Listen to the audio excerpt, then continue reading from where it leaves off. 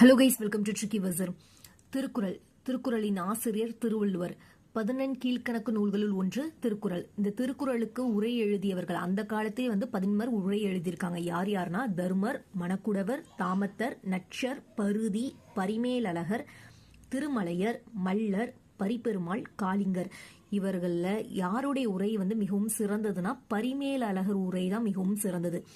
இங்கிலாந்து நாட்டு மகாராணி விக்டோரியா காலையில கண் விழித்ததும் முதலில் படித்த நூல் எதுனா திருக்குறள். கமெண்ட் பாக்ஸ்ல அறத்துப்பாலில் எத்தனை அதிகாரங்கள் உள்ளதுங்கிறத கமெண்ட் பாக்ஸ்ல கமெண்ட் பண்ணுங்க. திருக்குறளை திரு கூட்டல் குறள்னு பிரிக்கிறோம். திருங்கிற சொல்லுக்கு என்னென்ன பொருள்னா செல்வம், சிறப்பு, அழகு, மேன்மை, தெய்வத்தன்மை. அதே மாதிரி குறளுக்கு என்ன பொருள்னா குறுகிய அடி உடையதுன்னு பொருள். இது 7 சீர்களை கொண்ட ஈரடி வெண்பாக்களால் ஆன நூல் இந்த திருக்குறள்.